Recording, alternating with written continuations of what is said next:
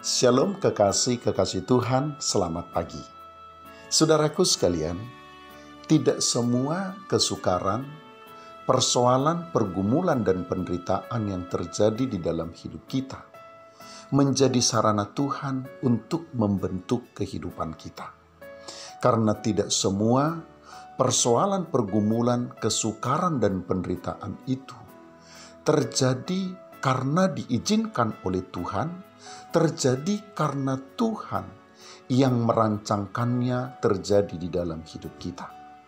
Ada banyak persoalan, pergumulan, dan kesukaran serta penderitaan yang terjadi di dalam hidup kita sebagai akibat dari keputusan dan pilihan-pilihan kita sendiri. Ketika kita memilih mengikuti kehendak kita, ketika kita memilih mengikuti kemauan kita dan menolak untuk tunduk dan patuh kepada kehendak Tuhan, kepada keinginan Tuhan.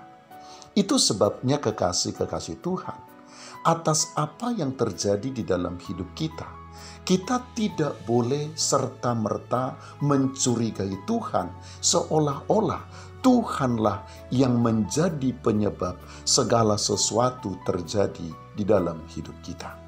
Kekasih-kekasih Tuhan, firman Tuhan di dalam surat Yakobus pasal yang pertama, ayat yang ke-14 berkata, "Tetapi tiap-tiap orang dicobai oleh keinginannya sendiri, karena ia diseret dan dipikat olehnya." Lihat saudaraku sekalian, bukan orang lain, bukan keadaan, terlebih bukan Tuhan yang menyebabkan penderitaan, persoalan, dan kesukaran terjadi di dalam hidup kita. Bahkan bukan orang lain, bukan keadaan, dan bukan Tuhan yang mencobai kita.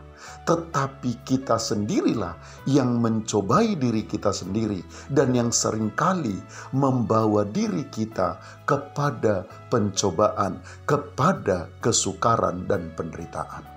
Itu sebabnya kekasih-kekasih Tuhan, mari belajar untuk dalam segala hal, terutama dan paling utama menuntut diri kita sendiri.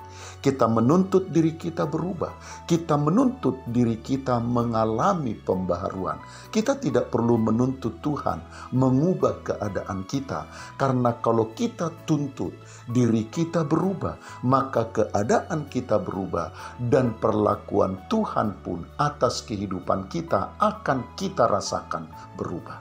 Tuhan akan memulihkan keadaan kita dan keadaan kita pun pasti akan berubah kalau kita sudah berubah dan belajar menuntut diri kita untuk berubah terlebih dahulu. Selamat pagi, Tuhan Yesus memberkati. Shalom.